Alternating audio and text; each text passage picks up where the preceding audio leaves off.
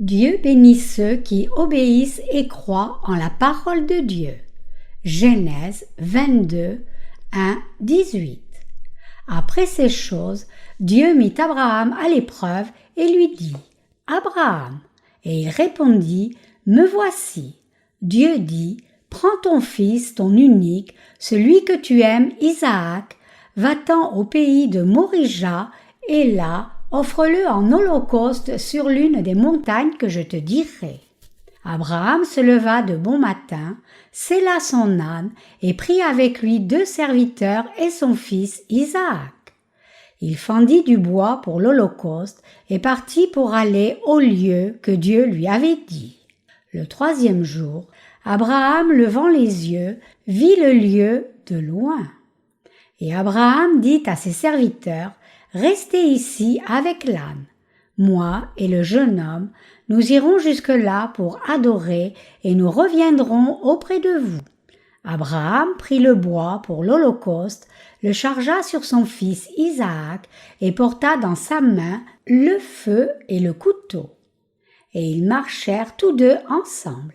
Alors Isaac, parlant à Abraham, son père, dit « Mon père » et il répondit « Me voici, mon fils. » Isaac reprit « Voici le feu et le bois, mais où est l'agneau pour l'holocauste » Abraham répondit « Mon fils, Dieu se pourvoira lui-même de l'agneau pour l'holocauste. » Et ils marchèrent tous deux ensemble. Lorsqu'ils furent arrivés au lieu que Dieu lui avait dit, Abraham y éleva un autel et rangea le bois. Il lia son fils Isaac et le mit sur l'autel par-dessus le bois. Puis Abraham étendit la main et prit le couteau pour égorger son fils. Alors l'ange de l'Éternel l'appela des cieux et dit « Abraham, Abraham !» Et il répondit « Me voici !» L'ange dit « N'avance pas ta main sur l'enfant et ne lui fais rien, car je sais maintenant que tu crains Dieu et que tu ne m'as pas refusé ton fils, ton unique. » Abraham leva les yeux et vit derrière lui un bélier retenu dans un buisson par les cornes.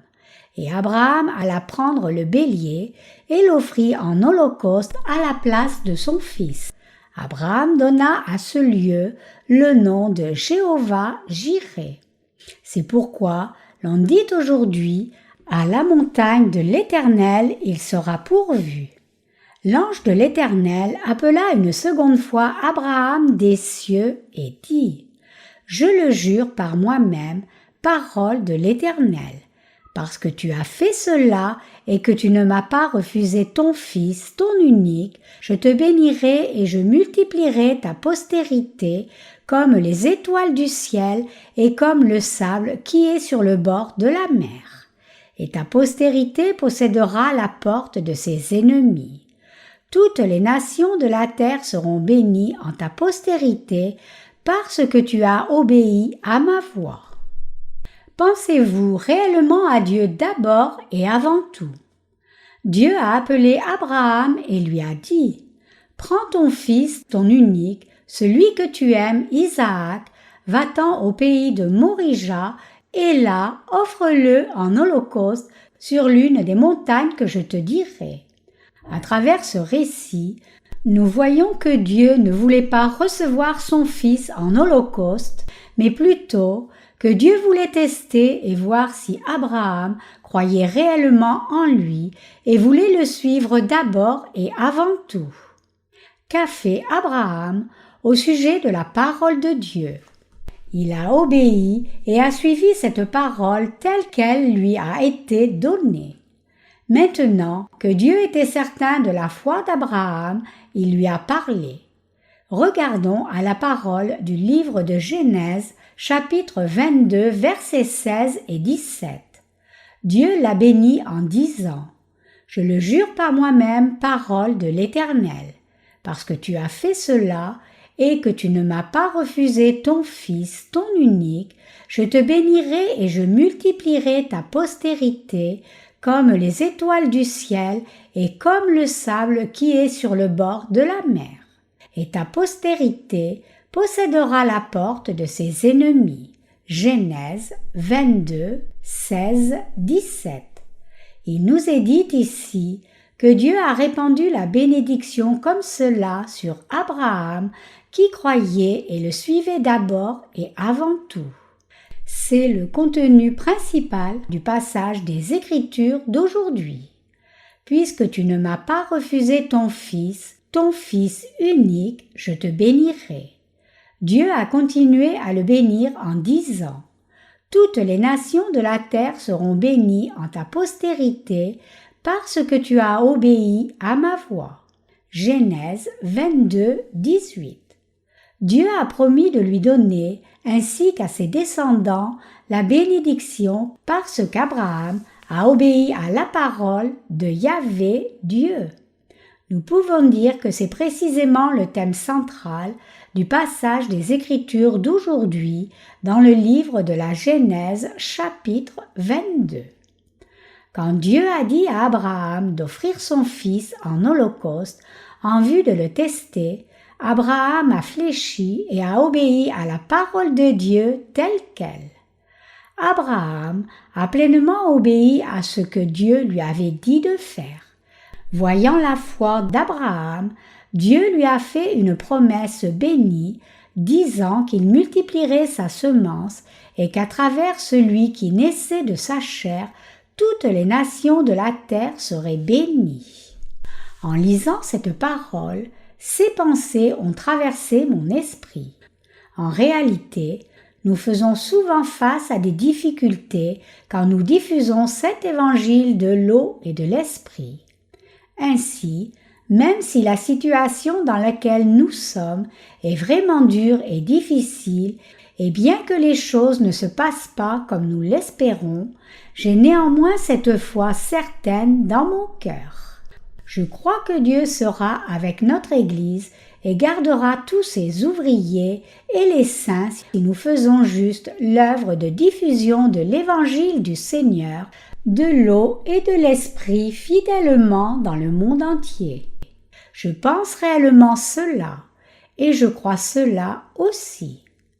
Pour tester Abraham, Dieu lui a dit d'offrir son fils en holocauste. Abraham a obéi à la parole de Dieu.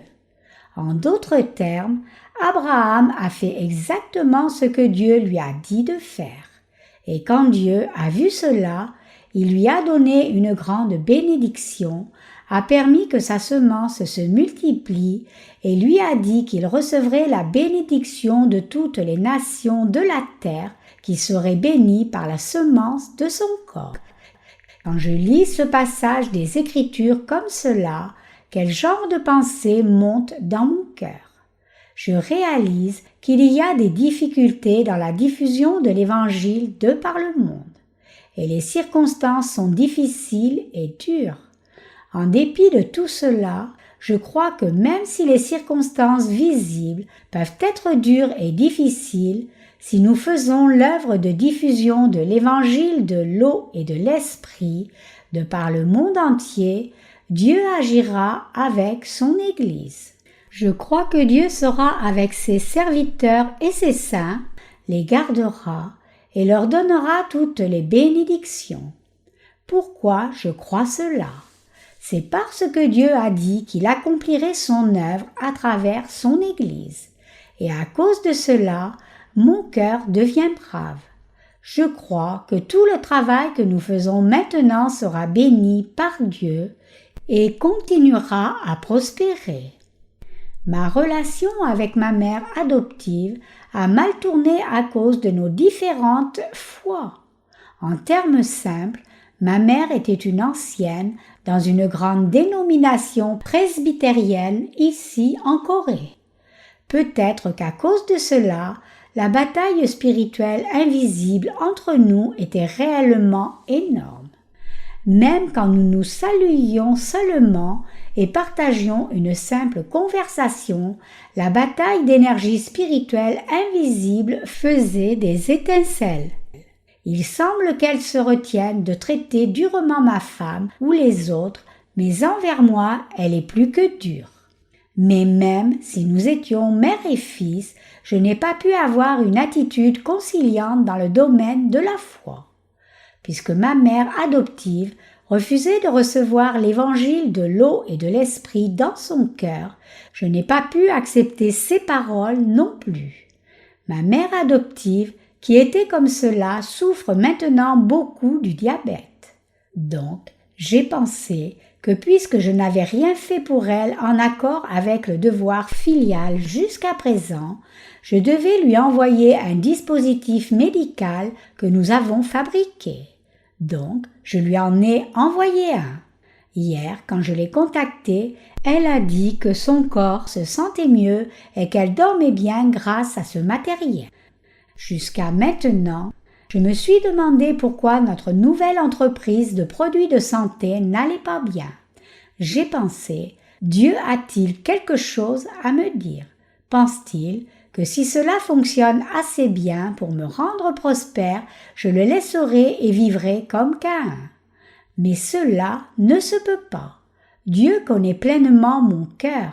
Je suis mort avec Christ et suis né de nouveau avec Christ.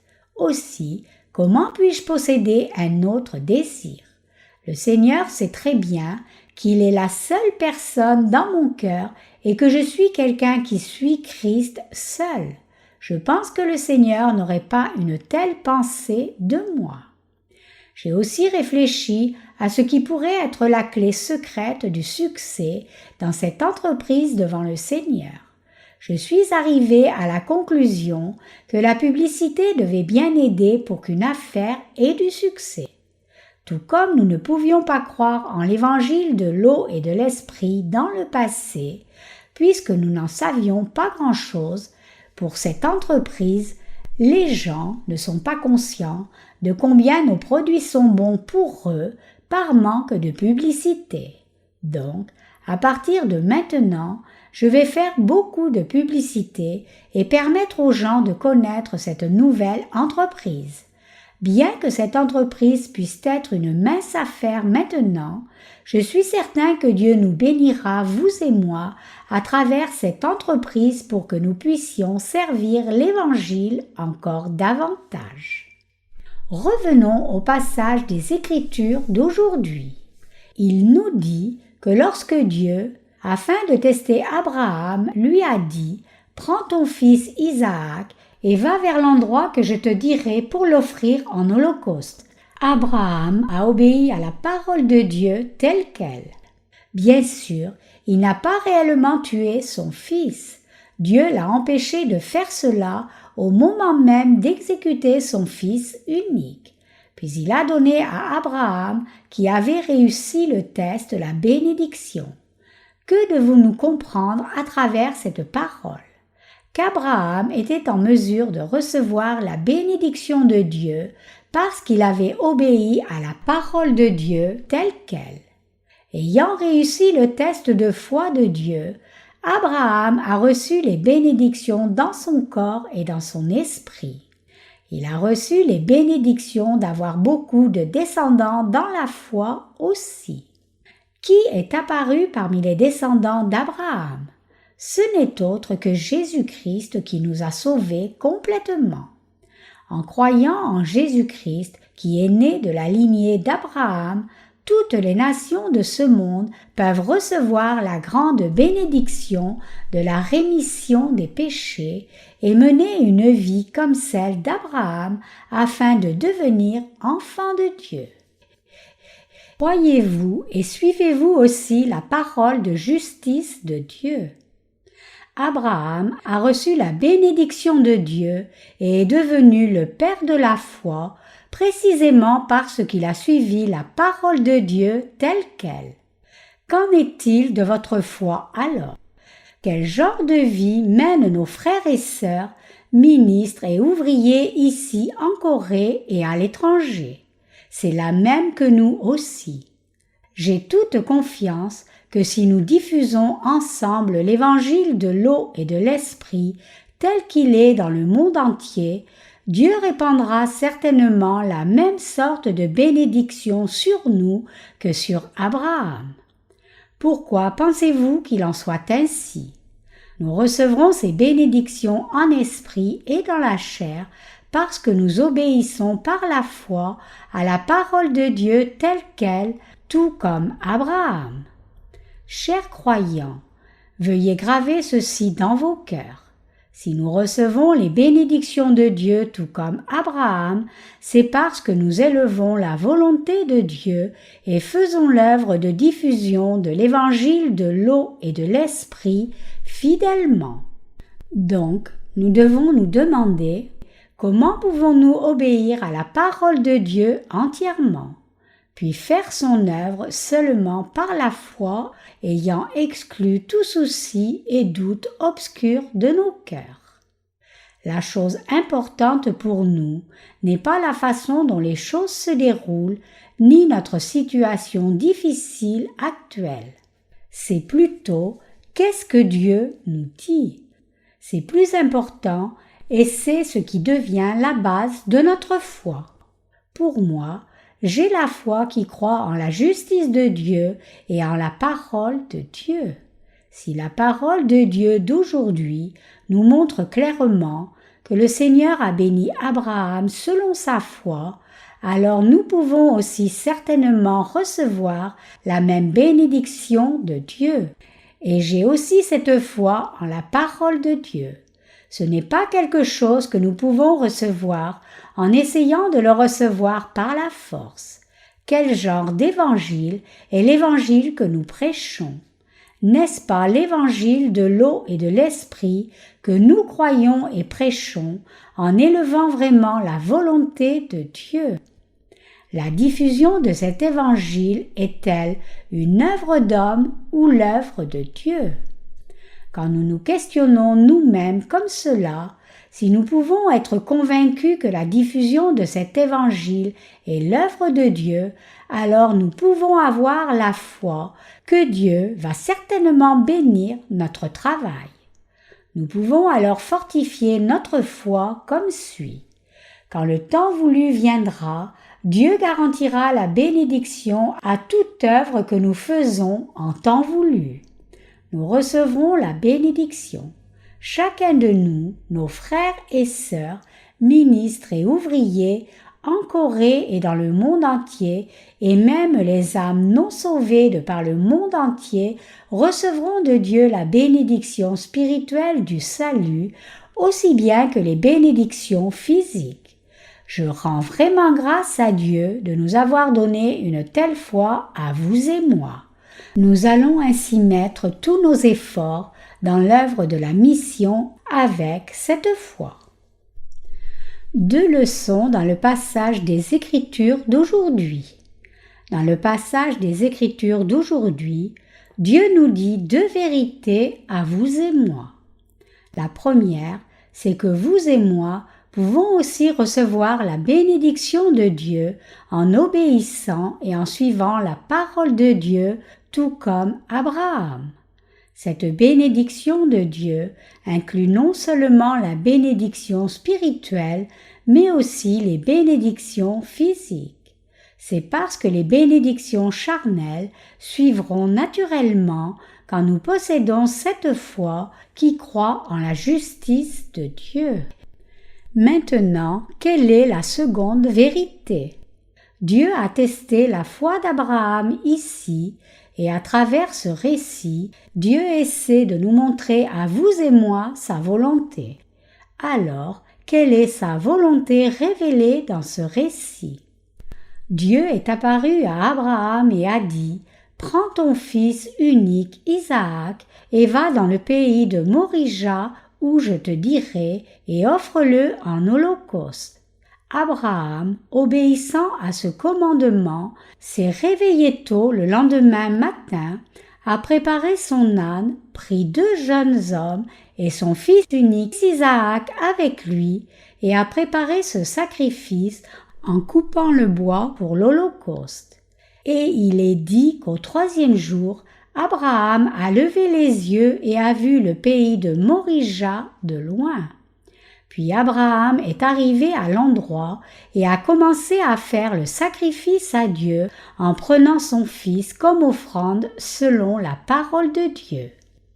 Abraham a pris 2 de ses serviteurs avec lui pour aller vers le mont Morija, et quand ils sont arrivés au pied de cette montagne, il leur a dit « Vous 2, restez ici ». Puis il a pris le bois de l'Holocauste et l'a posé sur Isaac son fils, et il a pris le feu dans sa main et un couteau, et ils sont montés tous les 2. Et quand ils sont arrivés, il a construit un autel avec des pierres. Aussitôt qu'il eut fini, il a attaché les bras de son fils derrière lui, l'a bien ficelé ainsi que ses jambes pour qu'il soit immobile sur l'autel. Et alors, sans même dire « Mon cher fils, je suis désolé », il a pris le couteau et était prêt à tuer son fils. À cet instant même, l'ange de Dieu est apparu et lui a parlé. Il a dit « Abraham, Abraham, ne pose pas la main sur l'enfant, car j'ai vu que tu n'as pas épargné ton propre fils, ton fils unique, devant moi. Et j'ai vu que tu crains Dieu, et je comprends, alors ne pose pas la main sur lui. » Ensuite, quand Abraham a regardé en arrière, il a vu un bélier pris dans un buisson par les cornes. Ainsi, il a enlevé son fils de l'autel, a attrapé et tué le bélier et a offert ce bélier en sacrifice à Dieu comme holocauste. Chers croyants, réfléchissez à cela profondément. Abraham était un homme de foi énorme. Que pensez-vous que vous et moi aurions fait? Nous n'aurions jamais pu comprendre ce commandement de Dieu qui nous dirait de tuer notre fils et de l'offrir à Dieu, mais plutôt nous aurions fait beaucoup de désordre. Mais qu'en est-il d'Abraham? Sachant que c'était la parole de Dieu, Abraham, afin d'y obéir, s'est levé tôt le matin et a pris la route pour offrir son fils à Dieu sans aucune hésitation, prenant ses jeunes hommes, son fils et le bois pour l'Holocauste avec lui. Bien sûr, après avoir entendu cette parole de Dieu, il devait agoniser en tant qu'être humain. Quel parent n'agoniserait pas sur le commandement de tuer son propre fils? De plus, c'était un fils qu'Abraham avait engendré difficilement après l'âge de 100 ans. Aussi, nous pouvons dire que cet acte d'Abraham est effectivement quelque chose de vraiment grand. Réellement, il est digne que Dieu l'ait établi père de la foi et de recevoir toutes les bénédictions de Dieu. Même si j'étais Dieu, j'aurais donné des bénédictions abondantes à Abraham. Isaac avait aussi une grande foi.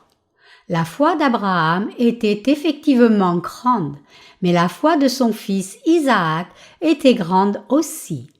Quand son père l'a attaché et a essayé de le tuer, Isaac devait avoir 11 ou 12 ans. Réfléchissez, à cet âge, si votre père avait essayé de vous attacher et de vous tuer, n'auriez-vous pas dit « Comment peut-il y avoir un père comme toi dans ce monde? Comment peux-tu possiblement faire cela? Suis-je à toi ?» Mais que dit la Bible à propos de ce qu'Isaac a fait? Il n'a pas dit un seul mot, rien du tout.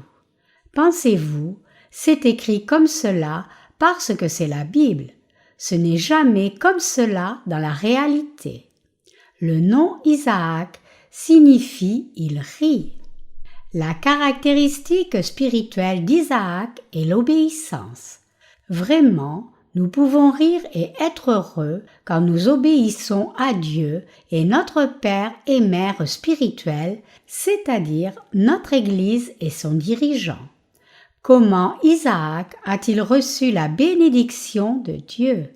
Il a reçu la bénédiction comme cela par l'obéissance. Alors, comment Abraham est-il devenu le père de la foi? Il l'est devenu par la foi qui croit la parole de Dieu. En bref, les noms Abraham et Isaac sont devenus des synonymes de foi et obéissance. Ici, quand nous regardons à ce qu'Abraham et son fils Isaac ont accompli, Abraham a vraiment cru la parole donnée par Dieu et Isaac a aussi obéi à cette parole. Nous ne pouvons que les approuver comme pères de notre foi. Vraiment, ces deux hommes sont dignes de recevoir votre respect et le mien. En obéissant au commandement donné par Dieu, il n'a même pas consulté sa femme. Offre ton fils unique en holocauste. Que serait-il arrivé si Abraham avait parlé à sa femme tout de suite après avoir entendu cette parole? Abraham aurait pu être mis à mort instantanément par sa femme, disant « Je veux que mon fils vive. Toi, vieux bâtard fou, je n'ai pas besoin de quelqu'un comme toi maintenant.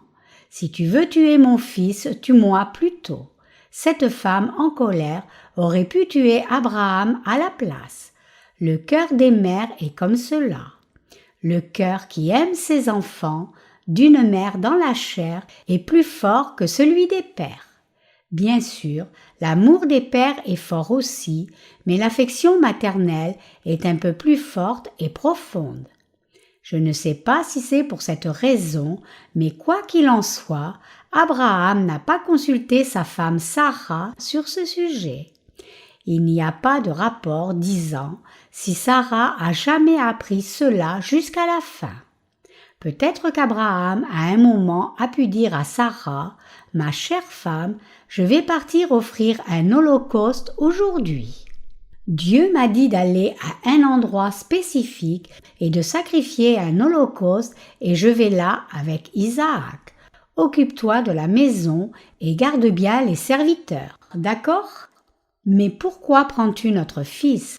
Je pense que Dieu m'a dit d'apprendre à notre fils comment faire des sacrifices. Quoi qu'il en soit, je l'amènerai avec moi puisqu'il m'a dit de l'amener. Puisqu'il a dû seulement dire que cela, n'est-il pas évident que sa femme Sarah a dû faire des préparatifs pour cet holocauste? Je pense que si Sarah avait connu la vérité à l'avance, elle n'aurait jamais rien préparé pour lui. Chers croyants, Abraham n'a pas discuté de ce sujet non plus avec les jeunes hommes qu'il a pris avec lui. Abraham a pris 2 serviteurs avec lui, mais quand il est arrivé près du mont Morija, il leur a dit « Vous, restez ici, ne me suivez pas, mais restez ici. Cela m'est plus facile si vous ne me suivez pas. De plus, si vous venez, Dieu n'acceptera pas l'offrande, alors veuillez rester là. » Ainsi Abraham n'a rien dit à personne et tout seul il a amené son fils sur la montagne. Cette foi d'Abraham est quelque chose de vraiment grand. Je pense qu'il n'y a personne sur la terre dont la foi soit aussi bonne que celle d'Abraham. Bien sûr, il y a eu beaucoup de serviteurs et d'ouvriers de Dieu qui, de façon semblable, ont suivi Dieu, mais quoi qu'il en soit, il est certain qu'Abraham est digne de recevoir le respect de tous les gens. Vraiment, Abraham est vraiment digne du titre de père de la foi. Et à la fin, Dieu, qui a reconnu cette foi d'Abraham, a protégé Isaac pour que son père Abraham ne le tue pas pour le sacrifice. Chers croyants, vous pourriez vous demander pourquoi c'est si grand d'offrir son propre fils à Dieu. Si vous imaginez, ce n'est rien du tout. Savez-vous que dans l'histoire chrétienne, il y a eu beaucoup de missionnaires qui ont sacrifié leurs fils et leurs filles dans les champs de mission pour arriver à leur objectif? Cependant, la chose importante ici est précisément ceci. Pourriez-vous réellement approuver la parole de Dieu qui vous ordonne d'offrir votre Fils unique et y obéir en croyant dans votre cœur? Pourriez-vous obéir à Dieu par la foi et par crainte envers lui? Dans le livre des Hébreux, chapitre 11, ce qui suit est écrit concernant ce sujet. C'est par la foi qu'Abraham offrit Isaac lorsqu'il fut mis à l'épreuve et qu'il offrit son fils unique, lui qui avait reçu les promesses et à qui il avait été dit En Isaac sera nommée pour toi une postérité. Il pensait que Dieu est puissant, même pour ressusciter les morts. Aussi le recouvra-t-il par une sorte de résurrection. Hébreux 11, 17, 19. Il est écrit qu'Abraham croyait réellement que Dieu relèverait son fils. Abraham croyait que s'il faisait selon l'instruction de Dieu, Dieu ressusciterait son fils, car l'Éternel Dieu avait dit que toutes les nations de la terre seraient bénies à travers ce fils Isaac, et avait promis qu'il multiplierait ses descendants comme les étoiles du ciel à travers ce fils Isaac qui était né de son propre corps. Les gens de foi travaillent comme Dieu les instruit. Quoi qu'il en soit, la foi d'Abraham est quelque chose d'énorme. Une vraie personne de foi n'est pas quelqu'un qui fait l'œuvre de Dieu involontairement, sans trop y réfléchir, juste parce que Dieu a parlé. Plutôt, une vraie personne de foi est quelqu'un qui digère d'abord cette parole par la foi, l'accepte par la foi, puis obéit par la foi. Comme il est écrit, tout ce qui n'est pas le produit d'une conviction est péché. Romains 14, 23. Si nous ne faisons pas quelque chose par la foi, alors tout ce que nous faisons sera mauvais. Ce que je dis ici, c'est qu'il n'est pas juste que vous fassiez les choses arbitrairement sans foi, juste parce que Dieu vous l'a dit. Plutôt, ce serait une grave erreur et cela pourrait devenir un péché devant Dieu. Abraham a obéi à la parole de Dieu par la foi. Par la foi, il a offert son Fils unique à Dieu.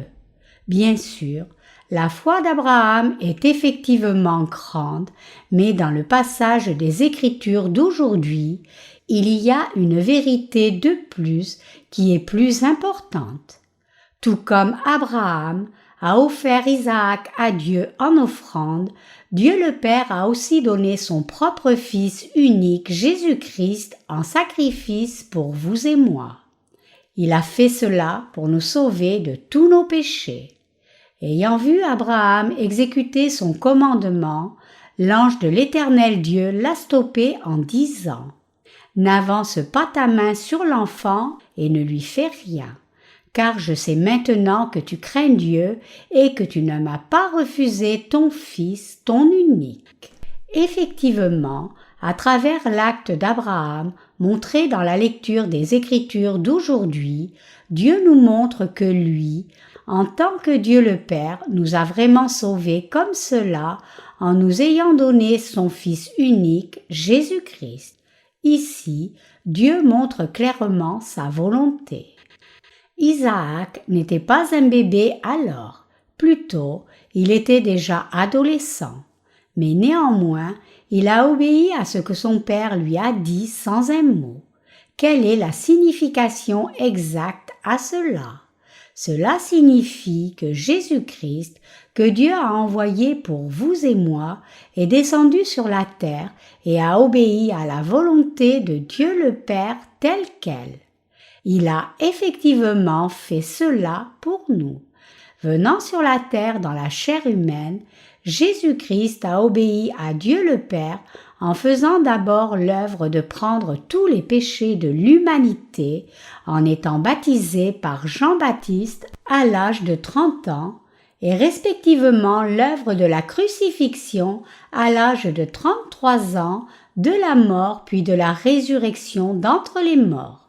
Jésus-Christ a obéi à la parole de Dieu le Père en étant silencieux comme un agneau devant celui qui le tond. De cette façon, à travers Jésus-Christ qui a obéi à la parole de Dieu, vous et moi avons reçu notre salut. Dieu nous a tant aimés de cette façon. Dieu le Père a envoyé son Fils Jésus-Christ sur la terre. Afin d'expier tous nos péchés, Dieu le Père a envoyé sur terre son Fils unique à lui. Dans le passage des Écritures d'aujourd'hui, nous voyons qu'Isaac, le fils d'Abraham, représente Jésus-Christ. Isaac a obéi à la volonté de son père Abraham. Il a obéi aux paroles de son père Abraham parce qu'il savait que son père croyait et révérait Dieu parfaitement et que c'était juste. Qu'est-ce que cela nous dit? Pour sauver l'humanité de tous ses péchés et du jugement de ses péchés, Dieu le Père a planifié d'envoyer son Fils Jésus-Christ sur la terre.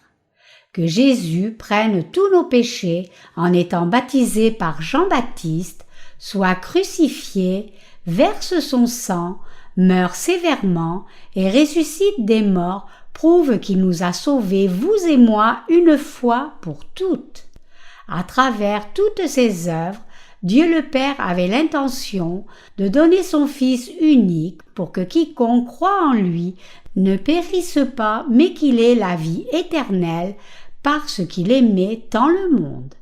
Pour nous donner la vie éternelle en expiant tous nos péchés, Jésus-Christ, qui a fait toutes ses œuvres, est né sur la terre en obéissance à la volonté de son Père.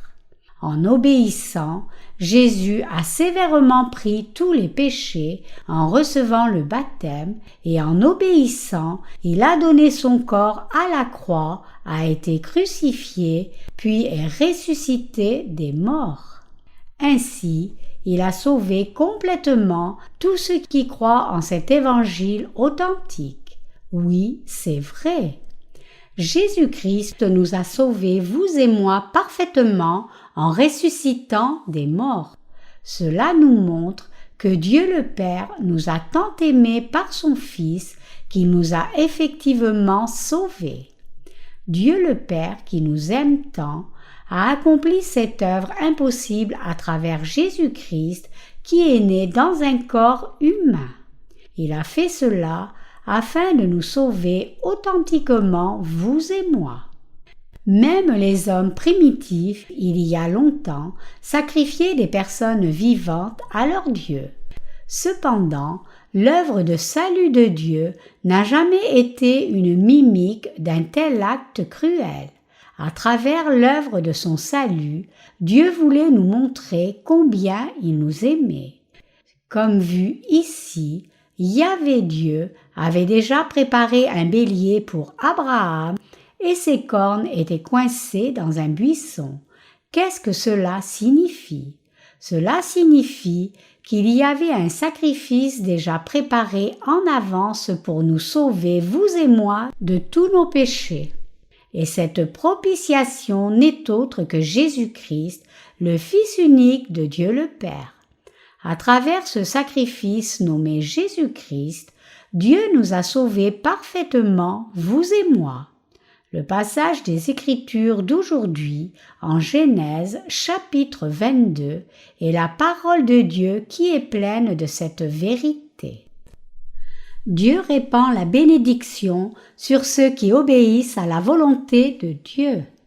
Chers croyants, je crois qu'à travers ce passage des Écritures, Dieu nous parle à vous et moi comme aux serviteurs et saints de Dieu dans toutes les églises filles de notre pays, à tous nos partenaires à l'étranger et à toutes les âmes de par le monde entier. Nous devons réaliser que Dieu a donné cette parole pour nous montrer clairement qu'il donne les bénédictions à ceux qui croient réellement et obéissent à sa volonté. Dieu nous a dit, à vous et moi, de diffuser l'évangile du Seigneur de par le monde entier. En pratique, diffuser l'évangile de l'eau et de l'esprit dans ce temps présent est tel que nous ne pouvons pas le faire parfaitement par nos efforts physiques.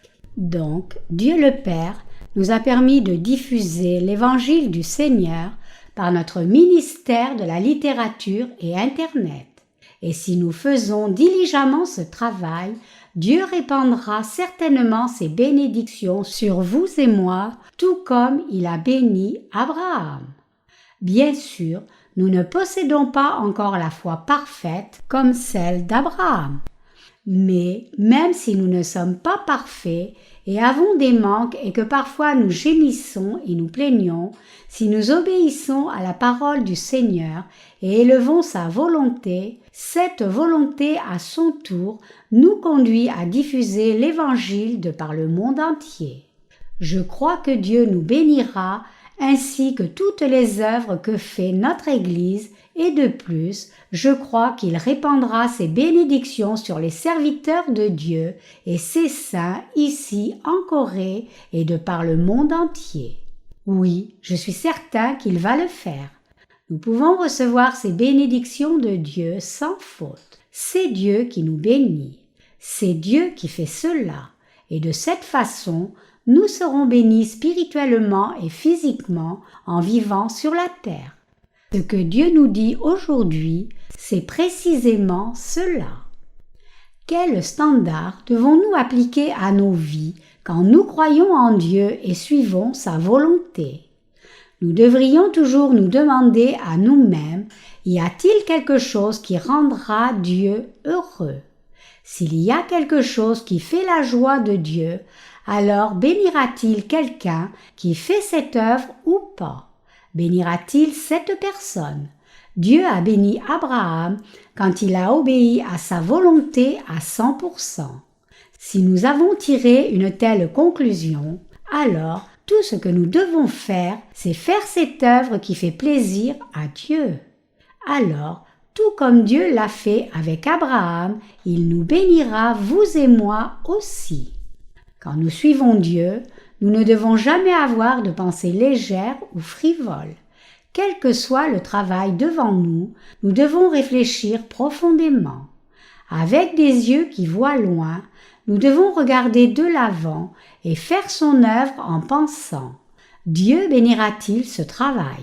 Si nous pouvons conclure qu'il le bénira, alors tout ce que nous devons faire, c'est le réaliser tel quel. Chers croyants, il y a beaucoup de difficultés et d'insuffisances en nous quand nous servons le Seigneur. Cependant, malgré ce manque, nous devons réfléchir profondément. Dieu nous bénira-t-il si nous suivons le Seigneur, croyons en son évangile et le servons, ou pas? Nous avons un tel standard dans nos cœurs. Alors nous pouvons commencer à recevoir les bénédictions de Dieu. Il n'y a rien d'autre. Il n'y a pas de raison d'ajouter des choses quand nous obéissons à sa volonté par la foi. Nos cœurs doivent être clairement établis de façon droite devant Dieu. Nous qui croyons en l'évangile de l'eau et de l'esprit avons des choses de la chair tout comme des choses de l'esprit. Puisque nous avons ces deux choses mélangées, nous ne pouvons pas devenir entiers ou parfaits. C'est parce qu'il y a quelque chose de toujours déficient dans les choses de la chair. Mais qu'arrivera-t-il si nous suivons Dieu avec une foi spirituelle, croyons en la parole de Dieu et nous tenons réellement fermes devant lui par la foi dans nos esprits? Nous deviendrons des gens de foi authentiques, tout comme Abraham. Donc, nous devons fixer nos cœurs précisément comme ceci. Nous devons fixer nos cœurs par la foi, ne pas être pris par les circonstances et rechercher Dieu. Effectivement, il est important de fixer nos cœurs correctement avec clarté devant le Seigneur. Avez-vous déjà vérifié votre cœur en vous posant à vous-même ces questions importantes avec transparence devant Dieu? Est-ce que je crois vraiment de tout cœur que Dieu m'a sauvé par l'évangile de l'eau et de l'esprit? Après avoir commencé à croire, ai-je vraiment fixé mon cœur sur l'œuvre de diffusion de cet évangile de l'eau et de l'esprit dans mon pays, la Corée, et de par le monde entier en union avec l'Église de Dieu? Ai-je vraiment fixé mon cœur avec une détermination à vivre pour cet évangile indépendamment de ce qui arrive et de la façon dont ma situation peut changer? Quand vous êtes déterminé à le faire, Dieu vous garantit les bénédictions du ciel. tout comme Dieu l'a promis. Partout où je rappellerai mon nom, je viendrai à toi et je te bénirai. Exode 20, 24. Dieu répand ses bénédictions sur nous alors que nous nous déterminons en nous-mêmes à obéir à sa volonté. S'il en est ainsi, Dieu répandra certainement sa bénédiction et nous recevrons certainement cette bénédiction. Croyez-vous cela? C'est absolument vrai. En vérité, je vous le dis, si le grain de blé qui est tombé en terre ne meurt, il reste seul, mais s'il meurt, il porte beaucoup de grains. Jean 12, 24. Cette parole est vérité. Jésus-Christ est descendu comme un grain de vraie vie sur la terre, est né, a pris tous nos péchés sur lui en étant baptisé, est mort sévèrement à la croix, est ressuscité des morts et nous a ainsi sauvés, nous croyants, de tous nos péchés et jugements. Effectivement, puisque Jésus-Christ a fait un tel sacrifice, il nous a été possible à vous et moi de recevoir le salut. Que signifie réellement le passage ci-dessus? Il signifie que lorsque vous et moi nous sacrifions nous-mêmes pour la diffusion de la justice de Jésus-Christ, après avoir reçu la rémission de nos péchés, alors beaucoup d'autres peuvent aussi recevoir le salut. Si nous ne faisons pas l'œuvre de diffusion de l'Évangile, cela finira avec nous seuls ayant reçu le salut. Cela serait-il juste? Serait-il juste que vous portiez beaucoup de fruits spirituels en vous sacrifiant? Et serait-il juste que vous meniez une vie juste pour vous-même? Nous n'avons pas de choix dans ce sujet céleste, il est déjà réglé. C'est une vérité établie que nous recevions les bénédictions de Dieu si nous vivons par la foi avec un cœur ferme et déterminé correctement. Si nous continuons à vivre en fixant nos cœurs sur Dieu par la foi, nous pouvons vraiment vivre dans la paix et l'abondance, mais si nous devions vivre nos vies comme une vague d'océan instable sans avoir fixé notre cœur correctement, Dieu ne pourrait pas nous donner ses bénédictions même s'il le voulait. Ainsi, nous devons clairement fixer nos cœurs sur cet objectif même de suivre Dieu. Je crois que Dieu nous a donné à vous et moi la foi par laquelle nous pouvons parfaitement croire et suivre sa parole tout comme Abraham. Arrangeons et fixons une fois encore nos cœurs correctement devant Dieu et vivons notre foi jusqu'au jour de son retour.